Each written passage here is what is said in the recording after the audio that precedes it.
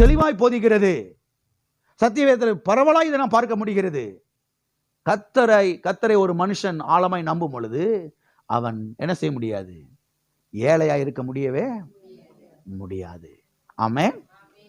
வாசிக்கலாம் ஒரு சில வசனங்களை மாத்திரம். கர்த்தரை நம்புனா என்ன உண்டாகும்? மத்தேயு 6ஆம் அதிகாரம் 33வது வசனம். முதலாவது தேவனுடைய ராஜ்யத்தையும் அவருடைய நீதியையும் தேடுங்கள், அப்பொழுது இவைகளெல்லாம் உங்களுக்கு கொடுக்கப்படும், கூட கொடுக்கப்படும். இங்கே சொல்லப்பட்டிருக்கிறது, முதலாவது தேவனுடைய ராஜ்யத்தையும் அவருடைய நீதியையும் தேடுங்கள். முதலாவது எதை தேடுங்க? முதலாவது ஐஸ்வர்யத்தை தேடுங்கள் அப்படி இல்ல. முதலாவது பொண்ணு பொருளை தேடுங்க அப்படி இல்ல. முதலாவது உலக பொருட்கள் எல்லாம் தேடுங்க கிடையாது. முதலாவது எதை தேடுங்க?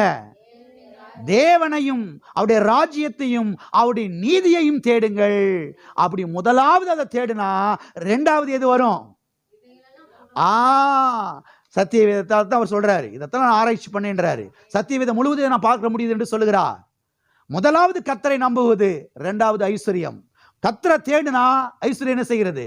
வருகிறது. இங்கே நான் பார்க்கிறோம், முதலாவது தேவன், முதலாவது ஐஸ்வர்யம் அல்ல, முதலாவது பணம் அல்ல, முதலாவது ஆசீர்வாதம் அல்ல, முதலாவது கர்த்தர், அவருடைய வார்த்தை. ஆமென். அப்ப முதலாவது அவரை தேடுனா இரண்டாவது எது வரும்? இரண்டாவது வருமா வராதா? நிச்சயமா வரும். முதலாவது அவரை தேடுனா இரண்டாவதாக நிச்சயமா எது வரும்? இவைகள் எல்லாம். எவைகள் எல்லாம்? உலக மனுஷன் தேடுறான் பாருங்க, எல்லாம் வீட்டுக்கு தேவையான எல்லாம், வீட்டுக்கு தேவையான எல்லாம், fridge, washing machine, grinder, mixie, வண்டி, காரு, இது எல்லாம் கண்டிப்பா என்ன செய்யும்? வரும். எப்ப? முதலாவது. ஆமென்.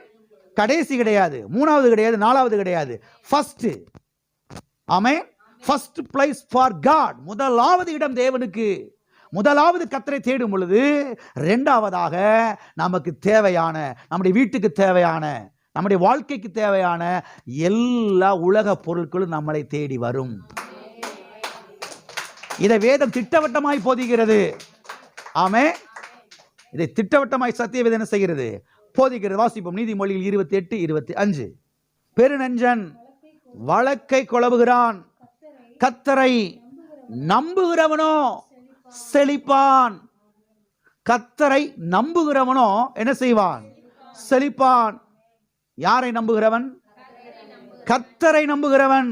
எனவே இங்கே நாம் பார்க்கிறோம், முதலாவது அவர் மேலே நம்புவது வருகிறது, முதலாவது அவர் மேலே நம்பிக்கை வருகிறது, இரண்டாவது செழிப்பு வருகிறது. கர்த்தரை நம்புவது முதலாவது வருகிறது, செழிப்பு இரண்டாவது வருகிறது. அப்படித்தானே இங்க வாசிக்கிறோம். கர்த்தரை நம்புகிறவனோ காய்ந்து வறண்டு ஒன்றுமில்லாமல் பிச்சைக்காரனாய் மாறிவிடுவான். அப்படி போட்டுக்குதா? சொல்லுங்க. கர்த்தரை நான் 25 வருஷமா நம்பி இருக்கிறேன், ஒண்ணுமில்லாம தொடச்சு கட்டிட்டு உட்கார்ந்து இருக்கிறேன். நீங்க எந்த கர்த்தரை நம்புனீங்க? எந்த கர்த்தரை நம்புனீங்க? இந்த கர்த்தரை நம்பணும். எந்த கர்த்தரை? ஆமென். இந்த கர்த்தரை நம்பணும். ஐஸ்வர்ய சம்பன்னராகிய கர்த்தரை, மகிமை ஐஸ்வர்யத்தை உடைய கர்த்தரை. ஆமென். இந்த கர்த்தரை குறித்தான சத்தியத்தை கேட்கணும். நீங்க ஏதோ ஒரு சத்தியத்தை கேட்டிருக்கிறீங்க, அது உங்க மண்டைக்குள்ள போய் செட் ஆயிருச்சு. அதனால 25 வருஷம் ஆகியும் உங்க குடும்பத்தில் ஒண்ணும் இல்லாம என்ன செஞ்சிருக்கிறீங்க? தொடச்சு கட்டிட்டு உட்கார்ந்து இருக்கிறீங்க. அப்படிப்பட்ட வசனத்தை பிரசங்கம் பண்ற சபைக்கு நீங்க போயிருக்கிறீங்க. அதுக்கு நாங்க என்ன பண்ண முடியும்? எல்லாம் இருக்கிறீங்களா?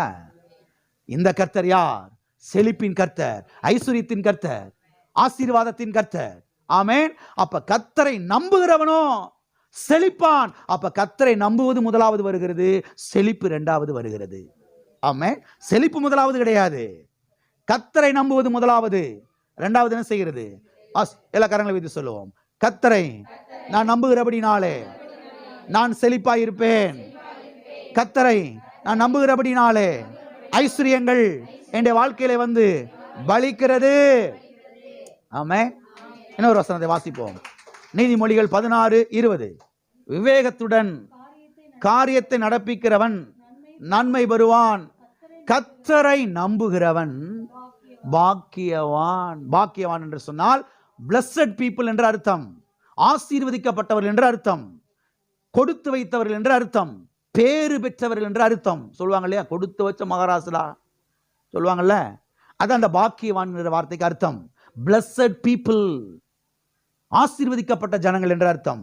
இங்கே சொல்லப்பட்டிருக்கிறது கர்த்தரை நம்புகிறவன், கொடுத்து வைத்தவன், கர்த்தரை நம்புகிறவன் பாக்கியவான், கர்த்தரை நம்புகிறவன் ஆசீர்வதிக்கப்பட்டவன், கர்த்தரை நம்புகிறவன் பேறு பெற்றவன். அப்போ முதலாவது கர்த்தரை நம்புவது வருகிறது, இரண்டாவது என்ன வருகிறது? ஆசீர்வாதம் வருகிறது. ஆமென். எல்லாம் இருக்கிறீங்களா? எனவே கர்த்தர் எதை விரும்புகிறார் என்றால், அவருடைய பிள்ளைகளாகிய நாம் இந்த பூமியிலே ஐஸ்வர்யவான்களாய் இருக்க வேண்டும் என்று என்ன செய்கிறார்? விரும்புகிறார். எதற்காக ஐஸ்வர்யவான்களாய் இருக்க வேண்டும்? அவருடைய திட்டத்துக்காக, அவருடைய நோக்கத்துக்காக. ஆமென். அவருடைய நாம மகிமைக்காக இந்த பூமியில ஐஸ்வர்யவான்களாய் இருக்க வேண்டும். நம்மளை ஒரு பெரிய ஆளா காமிக்கணும் ஊருக்குள்ள, அதுக்காக இல்ல. அவருடைய திட்டம், அவருடைய நோக்கம், அவருடைய நாம மகிமை, அதற்காக இந்த பூமியில் என்ன செய்ய வேண்டும்? நாம் ஐஸ்வர்யவான்களாய் இருக்க வேண்டும். ஆமென். ஆகவே நம்முடைய தேவன் ஐஸ்வர்யத்தை வெறுக்கிற தேவன் அல்ல, ஐஸ்வர்யத்தை விரும்புகிற தேவன். அவருடைய பிள்ளைகளுக்கு ஐஸ்வர்யத்தை கொடுக்கிறார். ஆகவே முதலாவது கர்த்தரை தேடுங்கள், முதலாவது அவரை நம்புங்கள், முதலாவது அவருடைய ராஜ்யத்தை தேடுங்கள், அவருடைய நீதியை தேடுங்கள், அவருடைய வார்த்தையை தேடுங்கள், அவருடைய சபையை தேடுங்கள். ஆமென். உங்களுடைய கண்களை கர்த்தருடைய வார்த்தையின் மேலே பதித்து வையுங்கள், கல்வாரின் மேலே பதித்து வையுங்கள். பணத்தின் மேலேயோ பொருளின் மேலேயோ ஐஸ்வர்யத்தின் மேலே கண்களை பதிக்காதீங்க, கர்த்தர் மேலே பதித்து வையுங்கள். நான் சொல்லுகிற ஐஸ்வர்யம் உங்களை தேடி வரும், ஆசீர்வாதங்கள் உங்களை தேடி வரும். ஆமென். இதைத்தான் இந்த சபையில் என்ன செய்கிறோம்? போதிக்கிறோம். ஐஸ்வர்யத்தை தேடுங்க, பணத்தை தேடுங்க அப்படி நீங்க போதிக்கிறது கிடையவே கிடையாது. கர்த்தரை தேடுங்க, அவருடைய வார்த்தையை தேடுங்க, அவருடைய பிரசன்னத்தை தேடுங்க. ஆமென். அவருடைய சமூகத்தை தேடுங்க, அவருடைய சமூகத்தில் காத்துருங்க, அவருடைய வார்த்தை வாயை திறந்து பேசுங்க, அவருடைய வார்த்தையை அறிக்கையிடுங்கள், அவருடைய வார்த்தையின் மேலே கண்களை பதியுங்கள். ஆமென். நான் சொல்கிறேன், வாழ்ந்து சுகமாய் இருப்பீர்கள். ஆமென்.